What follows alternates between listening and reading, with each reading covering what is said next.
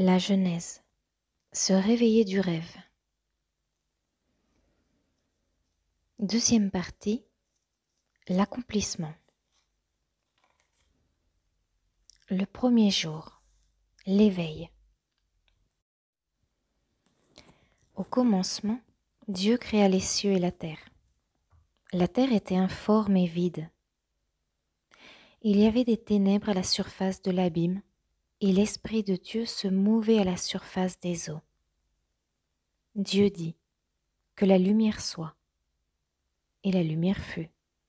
Dieu vit que la lumière était bonne, et Dieu sépara la lumière d'avec les ténèbres. Dieu appela la lumière jour, et il appela les ténèbres nuit. Ainsi il y eut un soir, et il y eut un matin. Ce fut le premier jour. Genèse, chapitre 1, versets 1 à 5. La création est l'activité du principe divin révélant la vie éternelle d'une manière infinie.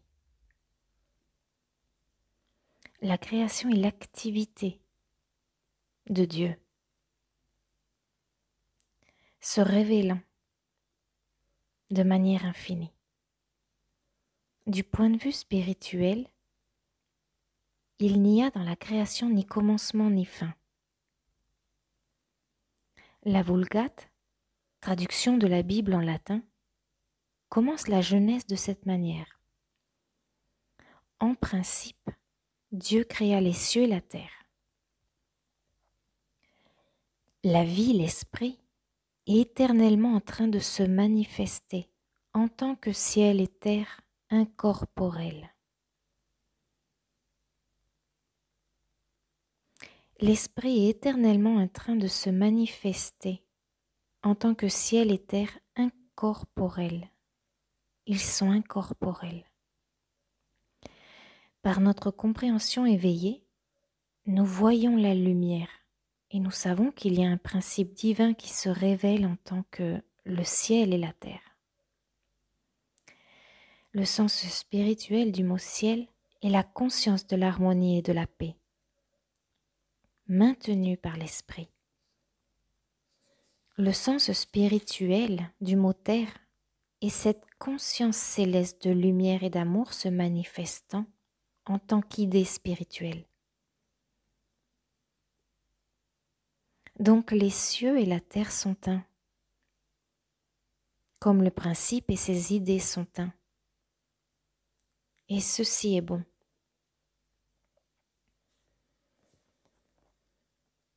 Quand nous cherchons une vision plus claire de la création se déroulant en tant que conscience, nous fermons les yeux en méditation et nous affrontons les ténèbres intérieures. Jusqu'alors, les idées spirituelles sont informes dans notre perception, de sorte que nous ne voyons et n'entendons rien. Il y a seulement un vide. Même si nous hésitons à entrer dans cette obscure matrice du silence, il faut que nous le fassions, si nous voulons comprendre le royaume de Dieu. Car au-dedans de cette obscurité, l'Esprit de Dieu se meut. Lorsque Jésus a dit à ses disciples, « Avancez en pleine eau profonde et jetez vos filets pour pêcher », il nous enseignait à sonder les profondeurs de notre être afin de saisir la multitude des idées spirituelles. Ces idées invisibles mais toujours disponibles attendent d'être amenées à notre connaissance consciente. Ces idées invisibles mais toujours disponibles attendent d'être amenées à notre connaissance consciente. Fouillez patiemment le tréfonds de notre être et une forme de méditation à travers laquelle nous entrons dans le royaume de Dieu. Nous devenons conscients d'une réalité qui ne peut être définie. Nous puissons, dans notre intuition, qui est plus grande que nos sens physiques et nos facultés humaines de raison. Cette nouvelle prise de conscience est le commencement du sens spirituel, la première apparition de la lumière d'un jour nouveau. La lumière, lui, dans les ténèbres, et les ténèbres ne l'ont point comprise. Une compréhension obscurcie et ignorante de la présence spirituelle. Puisque la vérité est omniprésente, il ne peut y avoir d'absence de vérité. Les ténèbres ne sont qu'une défaillance de perception. Une défaillance de perception temporaire. De qui nous sommes, de notre état d'être originel.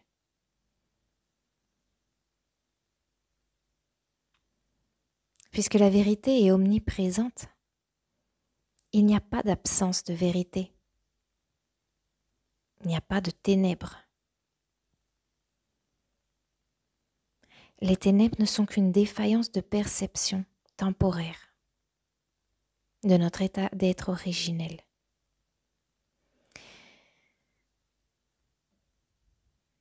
Quand il ne semble y avoir aucune activité spirituelle, c'est notre nuit.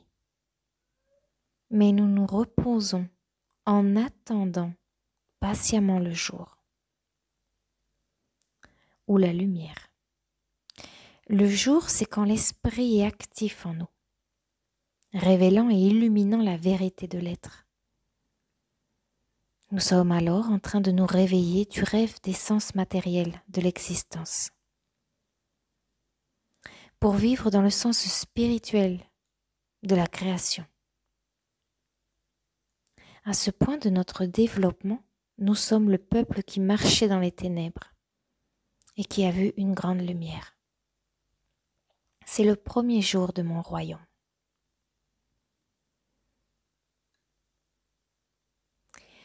Vivre dans le premier jour. Réveille-toi, toi qui dors. Relève-toi d'entre les morts et Christ te donnera la lumière. Éphésiens, chapitre 5, verset 14.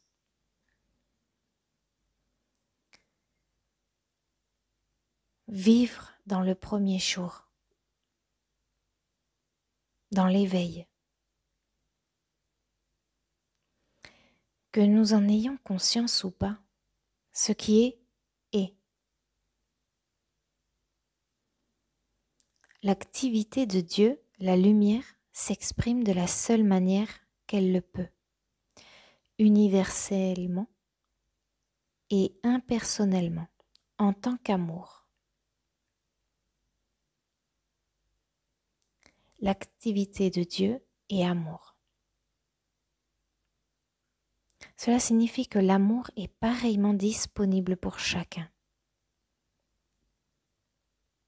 Cependant, il n'y a rien que nous puissions faire pour le mériter.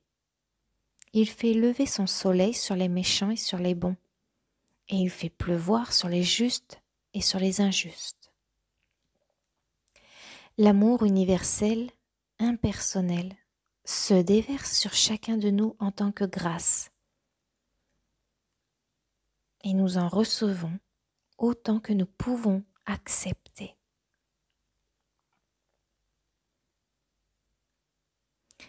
L'amour universel, impersonnel, se déverse sur chacun de nous en tant que grâce, et nous en recevons autant que nous pouvons accepter.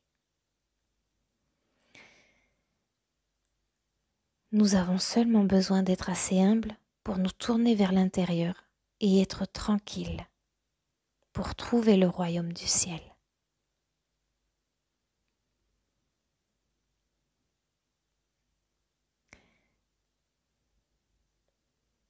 Pendant notre premier jour de création, pendant cet éveil, nous commençons à nous détourner d'un sens personnel de jeu. Nous sommes touchés par la grâce de Dieu, nous éveillant ainsi du rêve et acceptant d'être conduits par l'Esprit.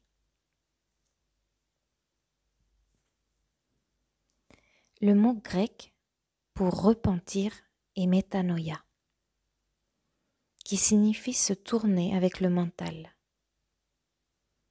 Nous nous tournons avec le mental vers le silence intérieur, nous concentrant sur la présence invisible de Dieu.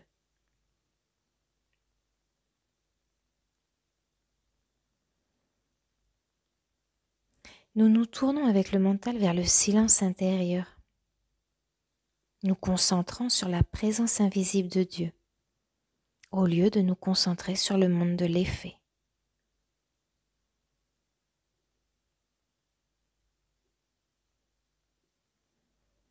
Au lieu de nous concentrer sur le monde de l'effet pour lui donner ainsi du pouvoir. Le repentir, bien sûr, n'est pas une activité qui a eu lieu un jour. Au cours de cette étape d'éveil de la conscience en dévoilement, il y aura de nombreux exemples où nous réaliserons que nous sommes retombés dans le rêve en acceptant la croyance universelle en deux pouvoirs. Alors nous nous repentons, sans nous complaire dans l'autocondamnation. Et nous demandons pardon de nous tourner vers l'extérieur, effaçant ainsi le faux concept que nous avons formé. Par le repentir et le pardon, nous nous détachons consciemment du monde discordant du sens matériel et nous nous identifions consciemment au royaume de Dieu au-dedans de nous. Nous sommes désormais prêts à recevoir le pouvoir guérisseur et transformateur de l'amour. Même si nous ne ressentons pas toujours la présence de Dieu, nous devons reconnaître consciemment l'omniprésence de Dieu dans chaque acte. Nous rappelons cela, pratiquer la présence de Dieu. Au début, c'est un acte mental. Dès le moment où nous nous levons le matin, nous reconnaissons. Voici le jour que Dieu a fait. Dieu est la lumière de ce jour. En ce jour, il n'y a pas d'obscurité de deux pouvoirs. Et il n'y a que la toute présence et le tout pouvoir de la lumière de l'amour. La lumière de l'amour brille en ce jour, illuminant la voie. Je me réjouirai et serai joyeux ce jour. L'amour déploie son plan pour ce jour. L'amour me dirige, me protège et me guide à chacun de mes pas sur le chemin. Et j'écouterai aujourd'hui la voix de l'amour.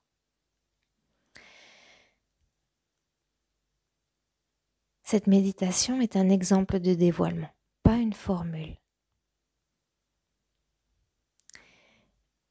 Nous faisons suivre cette reconnaissance d'une minute ou de 2 minutes de silence intérieur et de réceptivité à l'esprit, car c'est la présence intérieure, l'esprit qui effectue le changement en nous.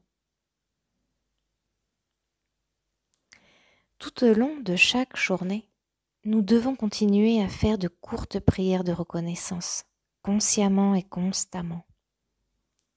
Si nous constatons que nous passons de longues périodes sans nous rappeler de reconnaître la présence de Dieu, nous pouvons faire sonner un réveil tous les quarts d'heure pour nous réveiller.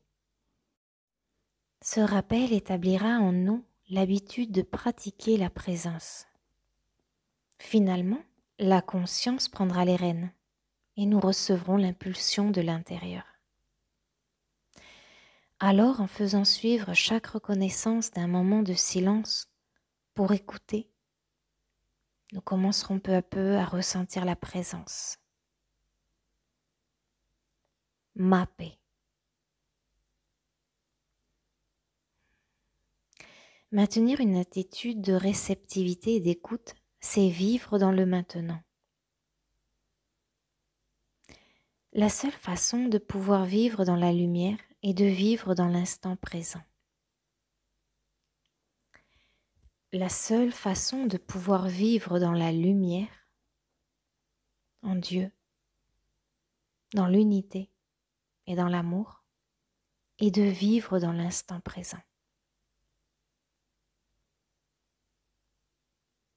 Cela demande beaucoup de vigilance et d'acuité mentale à ce stade de développement, parce que nous nous retournons très facilement vers le passé avec des regrets, ou bien nous nous projetons dans le futur avec de la peur et des désirs, entrant ainsi dans le rêve.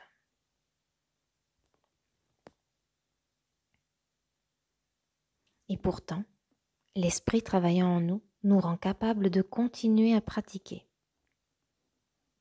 à nous pardonner nos oublis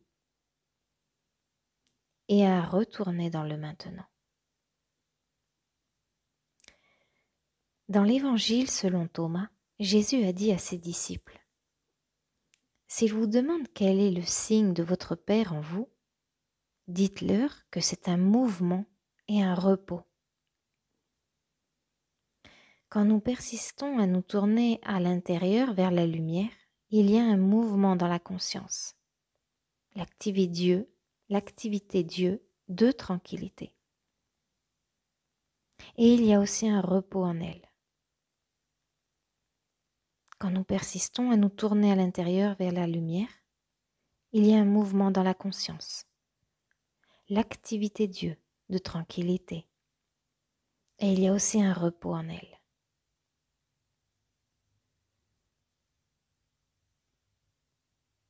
La prise de conscience de cette paix et de cet équilibre intérieur est probablement le premier indice que quelque chose de spirituel se passe.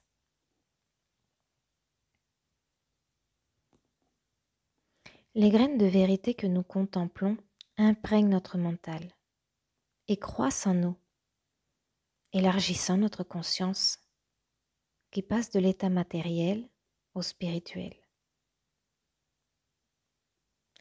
Dans la méditation contemplative, nous nous remémorons l'omniprésence de la grâce de Dieu, qui est déjà présente où nous sommes, en dépit des apparences extérieures.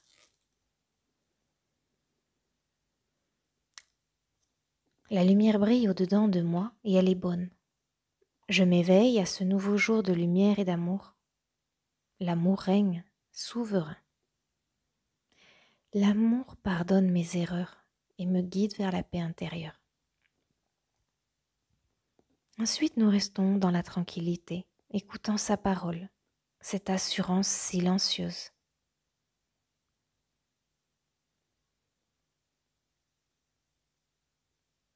Et nous laissons la lumière intérieure briller pour dissiper les ténèbres des conceptions erronées et de la compréhension fausse. En revenant et en étant au repos, vous serez sauvés. C'est dans la tranquillité et la confiance que sera votre force.